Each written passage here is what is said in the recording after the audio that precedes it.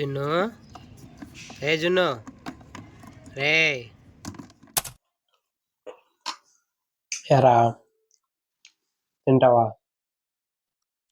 కాసేపు అయ్యాక ఇస్తా. హాయ్ గాయ్స్, ఎలా ఉన్నారు అందరూ? సో నేనైతే చెప్పా కదా డివోషనల్ ట్రిప్ వెళ్తాను. ఆ ట్రిప్ అయితే కంప్లీట్ అయిపోయింది. నా వాయిస్ చూస్తే మీకు అర్థమయ్యే ఉంటుంది.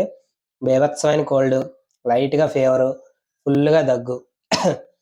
ఈ మూడిటితో ట్రిప్ కంప్లీట్ అయిపోయాక నాకు ఈ ఫీవరు, కోల్డ్, దగ్గు ఇవన్నీ అటాక్ అయ్యాయి. సో నేనేంటి డివోషనల్ ట్రిప్కి కేరళ, తమిళనాడు ఇవన్నీ తిరుక్కుంటూ వచ్చా కదా, ఇంటికి వచ్చేసరికి నాకు మైండ్లో ఒకటి రన్ అవుతుంది, ఒమిక్రాన్ వచ్చిందేమో అని. బట్ అదైతే కాదు. సో నార్మల్గా ఎక్కువ ట్రావెల్ చేశా కదా, సో దానివల్ల కొంచెం కోల్డ్ కానీ ఫీవర్ కానీ అటాక్ అయింది. సో ఇంకో 4 to 5 days రెస్ట్ ఇస్తే ఆటోమేటిక్గా బాడీ రికవరీ అయిపోతుంది. తర్వాత అయితే ఎక్సర్సైజ్ చేద్దాం అని చెప్పి ఆగా. సో ఈ ట్రావెలింగ్లో అయితే కంప్లీట్గా నా బాడీకి అయితే 0 ప్రోటీన్, కార్బోహైడ్రేట్స్ అయితే బీభత్సంగా ఎక్కించాను. ఎందుకంటే మధ్యాహ్నం రైసే, నైట్ కూడా అక్కడ లైక్ ఏంటిది అన్నదానాలు పెడతారు కదా, సో అక్కడే అన్ని దగ్గరలో కూడా మ్యాక్సిమం రైస్, అప్పడం, రసం, సాంబార్ ఇవే తిన్నా. సో ప్రోటీన్ ఇంటేక్ అయితే 0 చెప్పాలంటే. సో అంతేకాదు, ఇప్పుడు ఇంటికి వచ్చి 2 days అవుతుంది. ఈ 2 days కూడా కంప్లీట్ రెస్ట్లోనే ఉన్నా. మీరు నా వాయిస్ చూస్తే మీకు అర్థమవుతుంది ఎంత కోల్డ్ ఉందనేది. ఇప్పుడైతే నేను ఓట్స్ అయితే తీసుకుంటున్నా, oat meal. After 15 days oats అయితే తీసుకుంటున్నా. సో నార్మల్గా అయితే నేను రెగ్యులర్గా ఓట్స్ తింటా, మీకు అందరికీ తెలుసు ఆ విషయం. బట్ కొంచెం ఈ ట్రావెలింగ్ వల్ల ఓట్స్ లాంటివి ఏం తినలేదు. డైట్ అయితే 0 డైట్. మళ్ళీ డైట్ అన్నీ స్టార్ట్ చేస్తాను. సో ఇప్పుడు ఒంట్లో బాగాలేదు, ట్రావెలింగ్ చేసి వచ్చా. ఈ టైంలో మళ్ళీ స్ట్రిక్ట్గా చికెను, ఎగ్స్, వే ప్రోటీన్ ఇవన్నీ బాడీకి ఎక్కించేస్తే అవన్నీ ప్రాపర్గా బాడీ డైజెస్ట్ చేసుకోవడానికి టైం పడుతుంది. ఎందుకంటే 15 days 20 days గ్యాప్ పడింది కాబట్టి ఈ గ్యాప్ని స్లోగా ప్రతి ఒక్కటి బాడీలోకి ఎక్కించాలి తప్ప ఒక్కసారి ట్రావెలింగ్ కంప్లీట్ అయిపోయింది కాబట్టి నెక్స్ట్ డే నుంచి డైట్ అని చెప్పేసి పొద్దున్న నుంచి నైట్ వరకు 100 grams ప్రోటీన్ ఎక్కించేసి బాడీని ఇబ్బంది పెట్టేయకుండా ఎప్పుడైనా సరే అంతే. సో మీకు బ్రేక్ వచ్చిందంటే బ్రేక్ తర్వాత కూడా గ్రాడ్యువల్గా ప్రోటీన్ ఇంటేక్ కానీ, గ్రాడ్యువల్గా ఎక్సర్సైజ్ ఇంటెన్సిటీ కానీ పెంచాలి తప్ప ఒక్కసారిగా పెంచారు అంటే మళ్ళీ బాడీ కంప్లీట్గా మీరు రెస్ట్ ఫేజ్లోకి ఎక్కువసేపు ఇవ్వాల్సి వస్తుంది. సో అందుకే నేను ట్రిప్ కంప్లీట్ అయిన తర్వాత డైరెక్ట్గా ఎక్సర్సైజ్లు స్టార్ట్ చేయలేదు. ఒకటి ఫుల్గా కోల్డ్, ఫీవర్ ఇవన్నీ ఉన్నాయి కాబట్టి, 2 ప్రాపర్గా న్యూట్రిషన్ అందలేదు కాబట్టి ఈ టైంలో ఎక్సర్సైజ్ చేస్తే అన్నెసరీగా మజిల్ లాస్ అవుతుంది తప్ప రిజల్ట్ అయితే ఏం చూడలేను. సో అందుకని గ్యాప్ ఇచ్చా.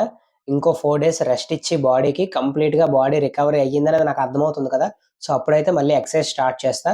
ఈసారి ఏంటంటే ఇంకో విషయం, నేను నార్మల్గా నా బాడీ వెయిట్ 61 ఉంటుంది యావరేజ్గా చూసుకుంటే. అంటే పవర్ లిఫ్టింగ్ 59 kgsలో పార్టిసిపేట్ చేద్దామని నేను బాడీ వెయిట్ అసలు పెంచకుండా 61, 62 ఆ గ్యాప్లోనే ఎప్పుడూ ఉంచుతుంటా.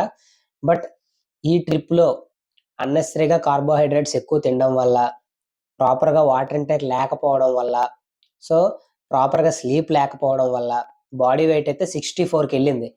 ప్రజెంట్ నా మొహం చూస్తే నీరసంగా కనిపించవచ్చు, బట్ బాడీ వెయిట్ మాత్రం 64 ఉంది. నేనే ఎక్స్పెక్ట్ చేయలేదు. వచ్చి బాడీ వెయిట్ చెక్ చేసుకుంటే 64 ఉంది.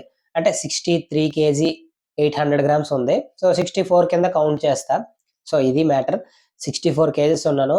ఈ 64 kgsలో అరౌండ్ ఒక 3 kilos బాడీ ఫ్యాట్ పర్సంటేజే పెంచేశాను. ఎందుకంటే ప్రోటీన్ ఇంటేక్ 0 కాబట్టి మజిల్ ఎక్కడి నుంచి పెరుగుతుంది? లేదు.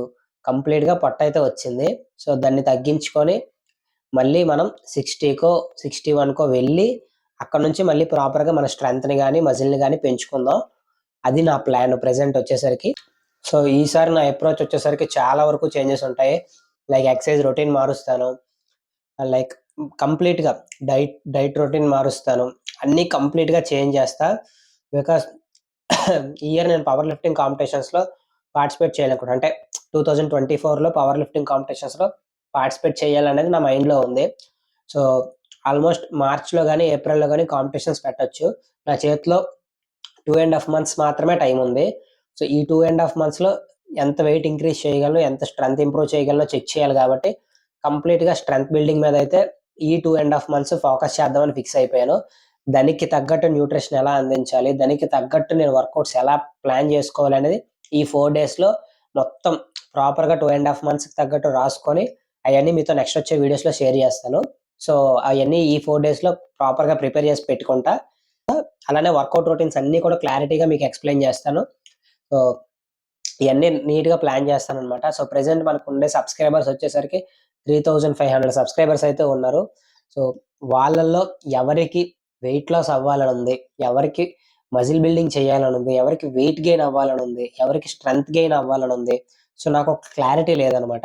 సో నేను కింద కమెంట్స్లో fat loss, muscle building, strength gain, అలానే వెయిట్ గెయిన్ ఈ 4 కేటగిరీస్ కింద కమెంట్ చేసి పెడతాను. సో మీరు ఏ కేటగిరీకి ఉన్నారు అనేది నాకు లైక్ చేసి పెట్టండి నేను పెట్టిన కమెంట్‌కి. సో దట్ నాకు అర్థమవుతుంది ఎంతమంది ఉన్నారు, ఎవరు ఏం కోరుకుంటున్నారు, అంటే లైక్ ఎవరు ఏ ఇన్ఫర్మేషన్ నా నుంచి కోరుకుంటున్నారు అనేది నాకు క్లారిటీ వస్తుంది. మీకు కమెంట్ చేయమంటే మీరు ఎలానో చేయట్లేదు. సో అందుకే నేనే కమెంట్ చేస్తున్నా. వెయిట్ గెయిన్, ఫ్యాట్ లాస్, అలానే మజిల్ బిల్డింగ్, స్ట్రెంగ్త్ గెయిన్ అని ఈ 4 కేటగిరీస్ నేను కింద కమెంట్‌లో పెడతా. మీరు ఏ కేటగిరీ కావాలనుకుంటున్నారనేది నాకు జస్ట్ లైక్ చేయండి చాలు. దానికి తగ్గట్టుగా నేను వీడియోస్ చేయడానికి ట్రై చేస్తాను. బట్ ఈ 2½ మంత్స్‌లో మాత్రం నా ఫోకస్ ఖచ్చితంగా స్ట్రెంగ్త్ గెయిన్ మీద పెడతాను. కంప్లీట్‌గా deadlift, squats, bench press ఇంప్రూవ్‌మెంట్‌లోనే ఉంటుంది. బికాస్ ఖచ్చితంగా మార్చ్‌లో, ఏప్రిల్‌లో పవర్ లిఫ్టింగ్ కాంపిటీషన్స్ ఉంటాయి కాబట్టి, ఆ కాంపిటీషన్స్‌లో నేను పార్టిసిపేట్ చేయాలని ఫిక్స్ అయిపోయాను. ఏపీ స్టేట్‌వి. సో, ఆ స్టేట్ కాంపిటీషన్స్ పార్టిసిపేట్ చేయాలంటే 2½ మంత్స్ స్ట్రిక్ట్‌గా స్ట్రెంగ్త్ గెయిన్ మీద ఫోకస్ చేస్తేనే పార్టిసిపేట్ చేసినందుకు ఒక వాల్యూ ఉంటుంది. సో, మనకు ఆల్రెడీ ఒక 2 మంత్స్ గ్యాప్ వచ్చింది. నీ ఇంజ్యూరీ వల్ల 1 మంత్, ఈ ట్రావెలింగ్ వల్ల 1 మంత్. 2 మంత్స్ గ్యాప్ వచ్చిందంటే ఆల్మోస్ట్ నా స్ట్రెంత్ ఎంతో కొంత అయితే డౌన్ అవుతుంది ఆబ్వియస్‌లీ. సో, అది మళ్ళీ గెయిన్ చేసి ఎక్స్‌ట్రా స్ట్రెంత్ గెయిన్ చేయాలంటే కొంచెం టైం పడుతుంది. సో, ఈ వీడియో ఇంతే. ఈ వీడియో చేయడానికి మెయిన్ రీజన్ ఏంటంటే ట్రావెలింగ్ చేసొచ్చాక కంప్లీట్‌గా గొంతు పోయింది. కోల్డ్ అయితే బీభత్సంగా ఉంది. ఆ విషయం చెప్దామనే. సో ఉంటా మరి. బాయ్.